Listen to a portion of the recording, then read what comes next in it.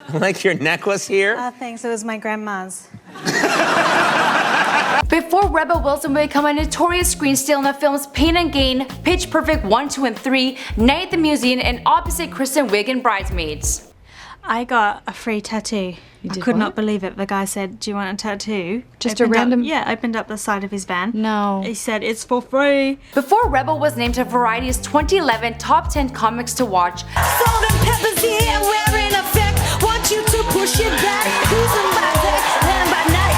Working up a sweat. before Rebel killed it hosting the 2013 MTV Music Awards and would go toe-to-toe against David Schwimmer and James Corden, clocking in over 20 million views on YouTube at the time of this recording. David, your career, it's a huge mistake. It's like Ross and Rachel, it's on a break. And before she started a show of her own creation titled Super Fun Night.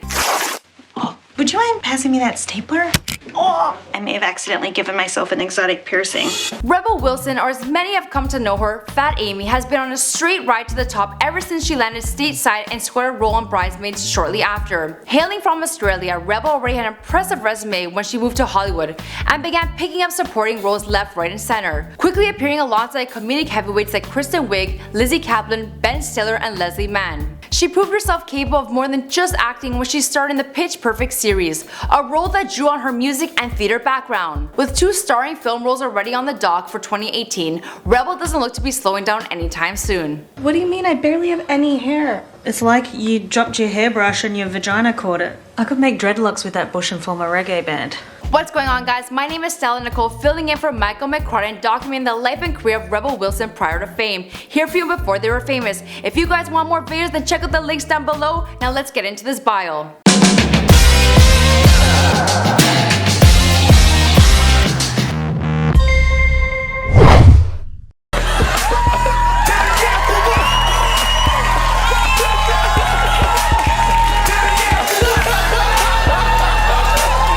Rebel Wilson was born Melanie Elizabeth Bounds on March 2nd, 1980 in Sydney, Australia. Before I dive any further into her bio though, let me start by saying that Rebel has come under fire in the past for fabricating or embellishing aspects of her life, but has always denied these claims against her.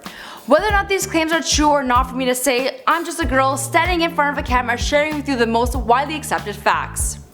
So don't get mad at me, please. Legend has it that Rebel was mostly raised by her mother, who was a professional dog handler, as was her father. This was a position that had her family, including sisters Liberty and Anarchy, I don't know how to say that name, as well as her brother Riot, traveling around the country, selling dog products out of a caravan. Just in case you missed that, her siblings' names are this. And then my brothers and sisters, Liberty, Riot, and Anarchy. I see. Yeah. Needless to say, it was the kind of offbeat, unstable lifestyle that greatly prepared her for the show business. Her siblings Liberty and Riot were the first team eliminated from the Amazing Race Australia in 2011. Legend also has it that Rebel is a distant relative of one of the wives of the man who created this. Whether or not Rebel is actually related to Walt Disney remains up for debate. Despite her name and usually playing the shit-disturbing best friend roles in movies, Rebel has said she was quite focused and accomplished in school. She attended Tara Anglican School for Girls, excelling in food technology and math in particular. Never interested in the carny lifestyle her parents led, she considered a career in mathematics for a while but was deterred from this while working in a youth ambassador in South Africa, a position she attended for graduating from the University of New South Wales. And that's where the story gets weird. While working in South Africa, Rebel contracted malaria, that disease you get from hanging out with too many mosquitoes. Apparently during a feverish, hallucinogenic dream brought on by the disease, she saw herself winning an Oscar. When she woke up from the dream, her new career path laid in front of her. She was going to become an actress. I should definitely hang out with mosquitoes more often. Yeah, maybe it'll help me and guide me through life. You're absolutely mental. In a nice way? Yeah. Yeah. But Rebel returned home to Australia, free of malaria and full of conviction. She attended the Australian Theatre for Young People and promptly began a career, getting notoriety for starring in her own self-created theatre productions. Although she started out trying to be a dramatic actor, something weird would have happened every time she would go on stage. People would instantly start laughing at her. I don't know if that's really a good thing, but she decided to roll with it and focus on comedy, making use of the natural laughter she was getting. Her achievements at theatre school led to a scholarship funded by Nicole Kidman that sent her to New York to be trained at Second City. Second City, if you're not familiar with it, is the improv school where pretty much anyone who's funny got their start. Tina Fey, Steve Carell, Stephen Colbert, Bill Murray, Mike Meyer, the list goes on. After training at Second City, Rubel returned back to Australia once again to begin a career on screen. Following her appearance in various adaptations and spin-offs of a show called Fat Pizza, Rubel scored a small role alongside one of the greatest actors of our time, Nicolas Cage. That movie was the legendary Ghost Rider, and that role was this. And he had this rat chopper. It was all flames and stuff.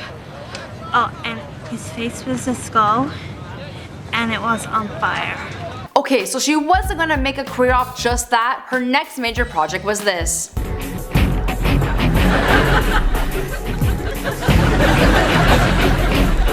That was The Wedge, an Australian sketch comedy show that Rubel starred in and wrote for.